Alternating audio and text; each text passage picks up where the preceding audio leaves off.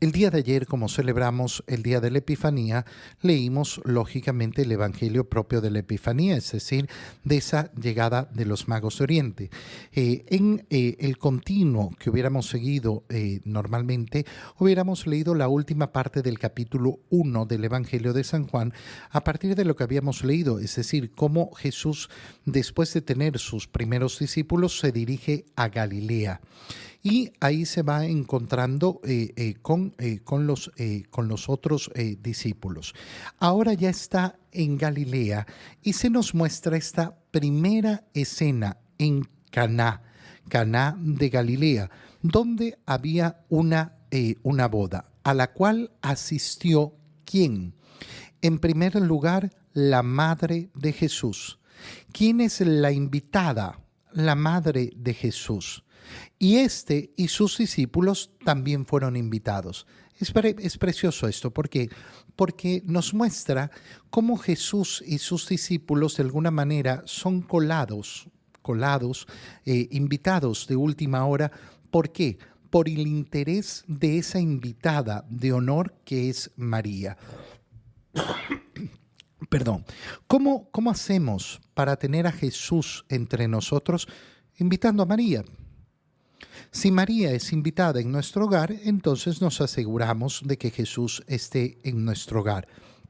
Mira, cuando nosotros leíamos la primera lectura y veíamos cómo San Juan nos dice de esta protección que nos ofrece Dios y de cómo esa protección no está en amuletos ni en tonterías, sino en vivir la gracia de Dios. Bueno, el camino para vivir la gracia de Dios es esa relación permanente, personal con nuestro Señor Jesucristo. ¿Cómo la logramos? ¿Cuál es un camino muy seguro para lograrla? Invita a María. Invita a María, ten a María en tu casa. ¿Cómo llegara a faltar el vino? María le dijo a Jesús. Qué precioso, es una frase tan corta y tan bella. ¿Por qué? Porque María, invitada de honor, está pendiente de las necesidades. Si yo he invitado a María a mi vida, si yo he invitado a María a mi hogar, entonces ella está pendiente de aquello que me falta. María le dice a Jesús, ya no tienen vino. Jesús le contesta, mujer, ¿qué podemos hacer tú y yo? Todavía no llega mi hora.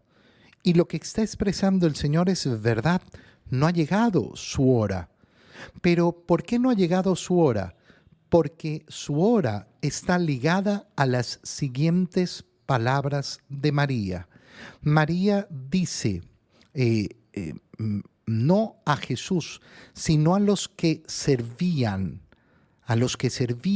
en la boda, hagan lo que Él les diga. Estas palabras de María son la hora de Jesús, la hora de iniciar su ministerio. Es precioso, verdaderamente precioso. María da el pie al inicio de esa vida de milagros del Señor, de esa manifestación pública de Jesús. ¿Y con qué palabras? Hagan lo que Él les diga, que resume todo el Evangelio. ¿Qué es creer en el Evangelio? Creer en el Evangelio es creer en Jesús. Pero si yo creo en Jesús, tengo que hacer lo que Él me dice. Si yo en cambio digo que creo en Jesús, pero no voy a hacer lo que Él me dice, no tiene ningún sentido. Es absurdo. Es completamente absurdo. Hay un solo mandato, por tanto, hagan lo que Él dice. Hagan lo que Él dice. Y entonces el Señor efectivamente empieza a realizar. No ha llegado mi hora. No mintió Jesús. Su hora en ese segundo no había llegado. Va a llegar en el siguiente segundo cuando María exprese esto. Esta que es la sabiduría total. ¿Qué tengo que hacer en la vida? Haz lo que te diga Jesús.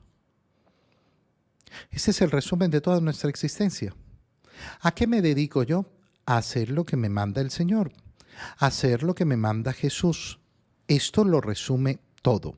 Había allí 6 tinajas de piedra de unos 100 litros cada una. Oye, estamos hablando de 100 litros de agua, cada tinaja son 600 litros de agua, no estamos hablando de poco. Servían para las purificaciones y Jesús les dijo, llenen de agua las tinajas. ¿Y qué hicieron los que servían? Como María les había dicho que hagan lo que Él les dice, no lo hicieron a medias, sino que nos dice el Evangelio que las llenaron hasta el borde. Precioso, de nuevo, como en una frase se nos dice cómo vamos a cumplir lo que el Señor nos dice. Nunca a medias, nunca mediocremente, sino de un modo total. Saquen ahora, llévensela al mayordomo. El mayordomo no sabía de dónde había salido el vino. ¿Quiénes sí lo sabían? Los sirvientes, porque el que sirve conoce. El que no sirve no tiene conocimiento. Cuando vemos que las personas no entienden las cosas, no entienden la vida, no entienden el sentido de la vida, no entienden por qué sucede esto y viene la rebeldía del corazón, seguramente es porque no tienes el corazón dirigido al servicio hacia el Señor. Aquel que tiene el corazón dirigido hacia el servicio al Señor tiene la seguridad, la convicción, la confianza porque conoce la voluntad de Dios. El mayordomo se asombra. Todo el mundo sirve primero el vino mejor, después, ya cuando están bebidos, le saca alguno más corriente. Tú has guardado el vino mejor hasta el final, porque ese es el resumen de nuestra vida. ¿Estamos viviendo lo mejor de nuestra vida en este momento? No. ¿Y lo haremos mañana? No. ¿Y lo hicimos ayer? No. No, lo mejor de nuestra vida no llega sino hasta después. Qué precioso es tener una vida dirigida hacia adelante y no hacia atrás. Piensa, por ejemplo, en todas esas personas que siempre dicen, ay, sí, antes mi vida era mejor, antes todo era mejor, antes el mundo era mejor. Qué pena por ti. Yo voy hacia adelante. Yo voy hacia la vida eterna. Y siempre va a ser entonces lo mejor hacia adelante. Esto que hizo Jesús fue el primero de sus signos. El primero de sus signos, un signo hecho en un matrimonio. Qué precioso es iniciar el inicio de la vida pública del Señor, la vida de milagros del Señor. ¿Dónde? Ahí donde tiene que originarse todo, en el matrimonio. En el matrimonio, en el amor de un hombre y una mujer que constituye la familia, que va a ser el centro de todo. No va a ser lo más importante ninguna otra cosa.